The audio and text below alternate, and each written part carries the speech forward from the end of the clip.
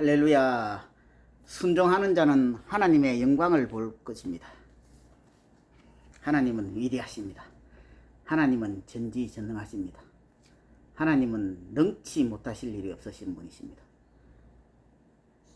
올라가신 예수님은 반드시 올라가신 그대로 다시 오실 것입니다. 우리는 그날을 학수고대하고 기다립시다. 오늘 말씀을 나누고 싶은 것은 예수님의 첫 번째이죠. 물로 된 포도주에 대해서 말씀을 나누고 싶습니다. 예수님께서는 광야에서 40일 금식을 하고 후에 마귀에게 끌려가서 하나님 허락하신 하에 하나님께서 허락하셔서 마귀에게 시험을 받습니다. 그리고 그 시험을 이제 이기시고 와서 공생의 사역을 시작하시고 첫 번째 기적이 가나 혼인잔치에 물로 된 포도주의 기적이 일어납니다. 이 내용은 요한복음 2장 1절부터 11절 말씀입니다. 제가 읽어보겠습니다. 요한복음 2장 1절 사흘 되던 날에 갈릴리 가나에 혼인이 있어 예수님의 어머니께서도 거기 계시고 예수님과 그 제자들도 혼인의 청함을 받았더라. 포도주가 모자란지라 예수님의 어머니께서 예수님에게 이르시되 저희에게 포도주가 없다 하니 예수님께서 가라사대 여자여 나와 무슨 상관이 있나이까 내 때가 아직 이르지 못하였나이다. 즉 다시 말해서 이제 혼인의 청함을 받았는데 마리아 예수님께서 이분이 뭐 좀 청함 받을 만한 그런 인간관계가 있었죠. 그러니까 마리아와 예수님과 그 제자들도 함께 이 혼인잔치에 참여했습니다. 그래서 이제 포도주가 다 떨어졌다 그러니까 이제 이 마리아께서 예수님에게 이제 말씀을 하시죠. 근데 예수님께서 여자여, 우리 목사님들이 배운 거는 여자여 이 극존칭이랍니다. 나와 무슨 상관이 있나. 저는 여자여 할 때 뭔 여자여 이게 우리하고 이게 상황이 다르게 아주 존대하는 말입니다. 어머니 나와 무슨 상관이 있나이까 내 때가 아직 이르지 못하였나이다. 5절 그 어머니가 하인에게 이르시되 너희는 무슨 말씀을 하시든지 그대로 하라 하니라. 그래 마리아께서 이제 하인에게 미리 당부를 합니다. 예수님께서 무슨 말씀을 하시든 간에 그대로 따라라. 마리아께서는 예수님을 키우셨잖아요. 육신의 어머니시잖아요.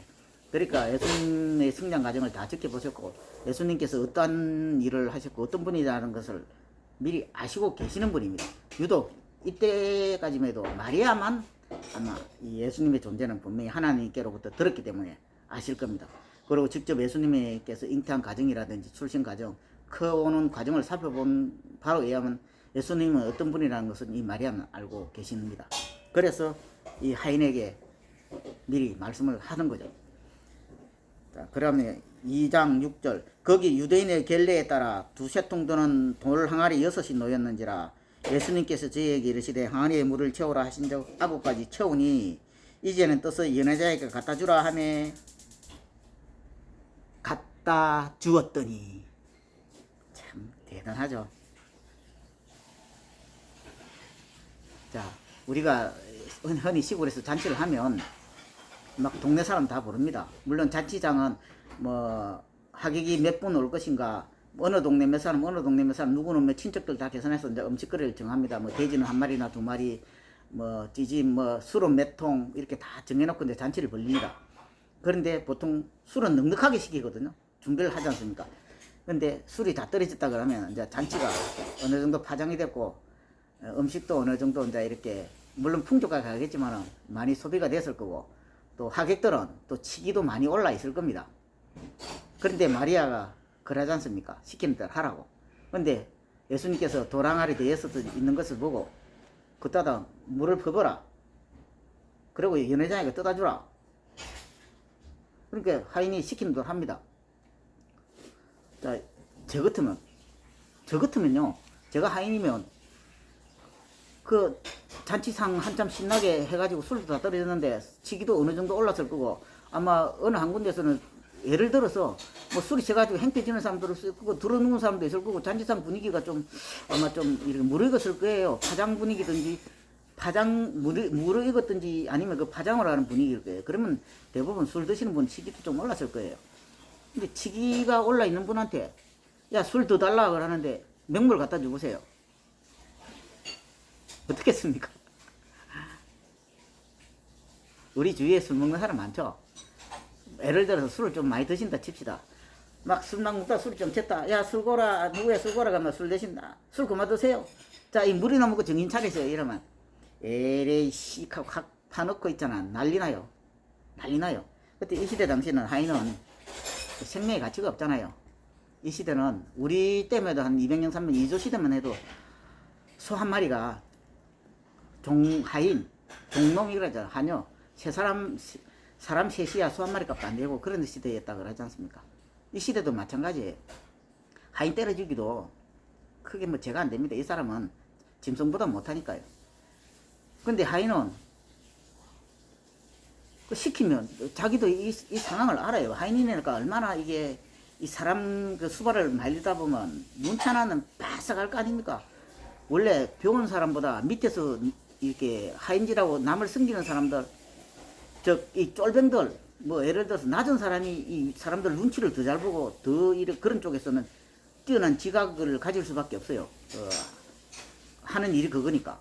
그런 사람들 하인이 얼마나 잘 알겠습니까? 아, 예수님께서 물을 아무리 마리아가 부탁을 하더라도 마리아가 물론 하인들이 그 말씀을 무시할 수 없는 위치에 있는 분이시겠죠. 마리아가. 그러니까 하인한테 시키겠죠. 뭐 친척이라든지 뭐 이 집에 자주 왔다든지 하인도 좀 알고 말씀을 거역할 수 없는 그런 위치니까 이제 따라 그런 말씀을 또 했겠죠. 뭐 시키겠죠. 하인한테. 그렇지만은 하인의 입장에서는 엉뚱하다 나는 일을 시키니까 이 물을 뜯어줬다가 내가 맞아주고도 누가 자기를 대변해 줄 사람 없잖아요. 예를 들어서 예수님께서 물 떠다주라고 시켰는데 그래 뜯어줬는데 지기기 만약에 물을 뜯어주면 술고를 했는데 뜯어주고 그랬는데 물 갖다 주면 열받아갖고 이 새끼 두드러 패면요. 내가 예수님께서 시켜서 갖다 줬다. 그런 말하면 그 사람 있습니까? 하인만 때려잡지.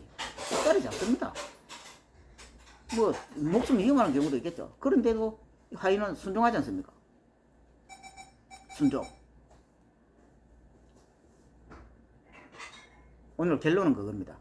우리가 상식에 이해하지 못하는 그런 일을 얼마나 우리 성경에서도 많이 보고 세상에서도 많이 일어나고 있습니까?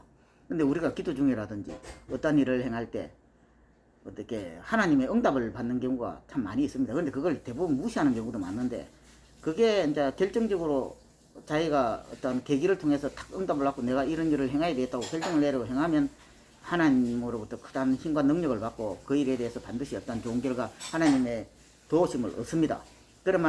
그렇지만 우리는 대부분 그걸 무시하고 그냥 평범하게 살아가고 있거든요. 그만큼 이제 그럴수록 영이 묻어집니다. 이 하인의 경우를 보면 참 정말 이 순종이라는 게 그죠. 그래서 이 하인이 순종함으로 해서 이 예수님의 존재가 드러나는 겁니다. 이 하인의 순종의 목적도 예수님의 존재를 드러나기 위해서 그런 겁니다. 요 앞전에 동영상도 말씀드렸다시피 예수님께서 이 제자들이 예수님을 따르건 따르는데 믿지 못하는 상황을 예수님이 딱 아시는 거예요. 여러 가지 많은 이적도 보이고 하물며 방금 전에 바다를 건널 때 물길이 막 쿵용하고 막 바람이 씌가지고 제자들이 이제 주여 주여 내가 죽게 됐나이다 하고 자는 주무신 예수님을 깨워가지고 예수님께서 믿음이 적다고 제자들을 훈계하면서 바람과 바다를 나무랐을 때 그 제자들도 예수님 누군지 알아봐야 되잖아요. 그런데도 저분이 누기에 바람과 바다도 잔잔하는 거 이렇게 하잖아요. 그러니까 예수님 다시 그라사 지방으로 옮겨가지고 군대에 계신 자 앞에서 가서 그 군대에 계신 들린 자가 또 예수님 앞에서 꿇에 앉아가 당신은 하나님의 높으신 하나님의 아들입니다고 고백을 딱 하잖아요. 그 제자들 다 듣잖아요. 그럼 제자들 그 누군지 예수님 누군지 알아야 되잖아요. 그러고도 제자들이 고백을 안 해요. 그러니까 결국은 예수님께서 자꾸 이렇게 내가 누군지 딴 사람한테는 가르치지 마라 하면서 제자들을 귀에는 자꾸 그게 들리게 하잖아요. 듣게 하잖아요. 주는 그리스도시 살아계신 하나님의 아들이라 베드로가 고백이 나올 수 있게끔 자꾸 듣게 하잖아요. 예수님 그렇게 많이 들었어요. 그게 귀신들이 하는 말. 또 주위에 이제 병나은 사람, 뭐 이런 사람들이 예수님에 대해서 하는 고백을 제자들이 들은 거예요. 그래도 고백을 안 하니까 마르다도 고백을 했잖아요. 나사로 보고. 제자들 고백 안 하는 거예요. 그래서 예수님께서 베드로에 묻지 않습니까? 베드로야, 너는 나를 누구라 하느냐? 주는 그리스도시요 살아계신 하나님의 아들입니다. 예수님 그러니까 얼마나 좋아합니까? 속된 말로 야 이놈의 새끼야 그 베드로가 하는 말이야. 예를 같으면 내 같으면 우리 제 아들한테 이야기 야 이놈의 새끼야 그렇게 비주고 가르쳐주고 깨닫게해줘도 모르더만 언제서 그렇게 하는 거야. 아이고 참 아이고 기특하다. 그러니까 예수님한테 마음껏 축복하는 거예요. 베드로한테. 그 축복 내용 아시죠? 그런 겁니다. 자, 결론은 그겁니다. 우리는 우리가 이해가 안 되는 일이라도 예수님께서 원하시면 무조건 해야 됩니다. 이 앞전에 모세에도 이야기했죠. 모세도 광야에서 한 40년 생활하다 보니까 하나님께서 이스라엘 민족을 이 시내산으로 끌고 나와서 내가 여기서 너희들한테 경배를 받겠다니까 모세는 그러잖아요. 거절하잖아요. 보낼 만한 거 5번이나. 결국은 하나님께 진노사잖아요. 왜? 자기 생각은, 자기 이 상황, 환경, 상황, 자기가 40년 동안 이 광야에서 십보라고 같이 살면서 이 광야에서 40년간 살았는데 누구보다도 잘 아는 거예요. 누구보다도 잘 아는데 예수님께서 이 바로한테 가서 이스라엘 민족을 데리고 나오라. 어떻게 여기서 광야에서 그 이스라엘 민족을 데리고 와서 생활을 할 수 있단 말이에요. 모세 입장에서는 전혀 이거는 불가능한 거예요. 그렇어요. 직접 하나님 보고도 주여 아닙니다 라는 뜻이에요. 이게 아닙니다. 보낼 만한 자를 보내세요. 나 싫습니다 이거예요. 나는 못한다 이거예요. 저 그 말이 하나님 그거 틀렸다 이거하고 똑같은 내용이에요. 근데 예수님이 하나님 노를 바라잖아요. 우리도 하나님께 순종을 하지 않으면 하나님께 노를 살 수가 있습니다. 우리가 하나님께 순종하면 하나님께 영광이 되어지고 우리가 하나님의 능력이 통로고 도구가 되어지지만 하나님의 말씀에 순종하지 않으면 하나님의 노를 품고 하나님의 진노의 인생 막대기 사람 채찍 그걸로 우리가 고난을 당할 수가 있습니다. 지금도 인생 막대기 사람 채찍으로 고난 당하는 형제가 있습니까? 자꾸 예수님의 음성을 들으려고 노력하십시오. 그리고 순종하십시오. 그 무슨 말씀인지 무슨 순종인지 안 되면요 지금 당장 교육자 찾아가십시오. 그걸 대접하십시오. 섬기십시오. 계속 교제를 나눠주십시오. 또 주위에 어른 사람 있습니까? 찾아가서 대접하고 섬기세요. 또 말씀 전하세요. 그리고 찬양하세요. 기쁘게 찬양하시고 기도하시고 기도 잘 안 되면 찬양하세요. 찬양은 하기 쉽지 않습니다. 찬양하시면 그러면 하나님 다 있잖아. 하나님께서 다 이렇게 은혜를 주셔가지고 나도 모르는 사이에 제가 하나님 말씀에 순종하며 살아갈 수밖에 없습니다. 자, 7절부터 다시 읽겠습니다. 2장 요한복음 2장 7절 예수님께서 저희에게 이르시되 항아리에 물을 채우라 하신 적 아구까지 채우니 가득 채운 거예요. 아구까지 물인 줄 알죠? 가득 채웠으니까 이제는 뜻을 연회장에게 갖다 주라 하시며 갖다 주었더니 연회장은 물로 된 포도주를 맛보고 어디서 났는지 알지 못하되 물돈 하인들은 알더라. 물돈 하인들은 압니다. 우리가 예수님 말씀에 순종할 때 예수님께서 우리가 순종하는 자체를 보고 우리가 하나님 능력의 도구로 사용할 때 우리는 예수님의 존재가 어떤 분인지도 확실히 더 알고 이 땅에서도 고민을 하지 않겠죠. 천국에 대한 확실한 신념도 생길 것이고 물론 이 성경을 통해서도 예수님의 마음을 알 수가 있지만 우리는 순종함으로 해서 예수님께서 주시는 우리의 축복을 예수님께서 우리가 순종함으로 예수님께서 이런 축복을 주십니다.